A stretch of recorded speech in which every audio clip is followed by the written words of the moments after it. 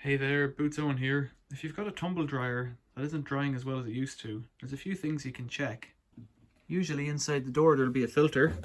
Check that it's not full of lint, and this one's nice and clean. A condenser tumble dryer will have a condenser unit down in the bottom somewhere. To check this, just open up these tabs and slide it out.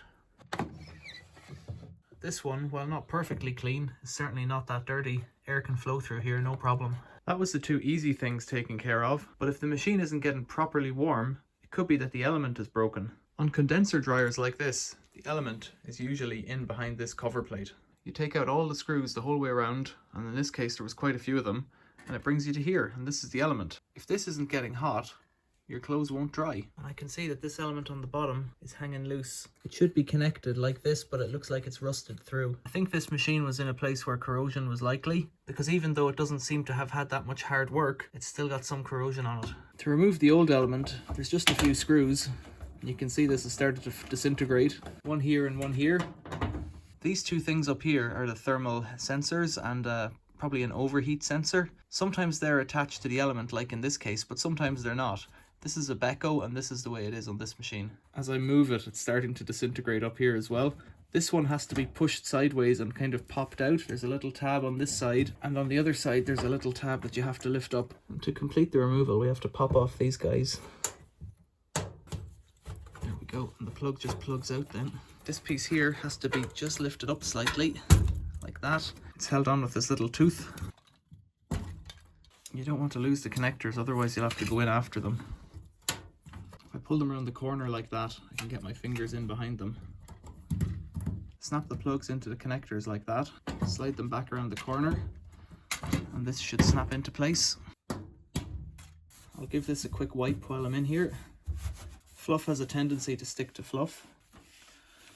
To get this back together, slide this part here in, and then on the other side hook the little tooth in, and remember it's quite delicate, and it snaps in place like that. In this case the screw holes don't line up immediately, so just bend that metal until they fit. Just bend the metal until it lines up, but remember to be gentle with it. That's the new element fitted. It was quite a simple job. We'll put the covering ductwork back on now.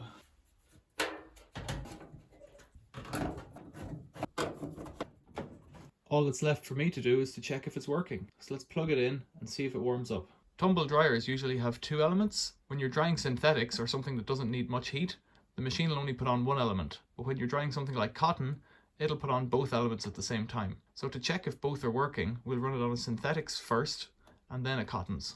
The door's closed. Let's turn the power on. Let's start it with synthetics.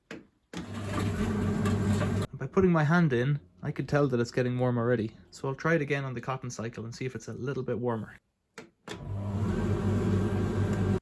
that seems to be working perfectly now. So even if you think this job is more than you'd be comfortable with, at least now you know what's involved. And if you're getting someone out for you, you know that replacement parts cost about £18 for this machine, and similar for other machines, so you won't get ripped off.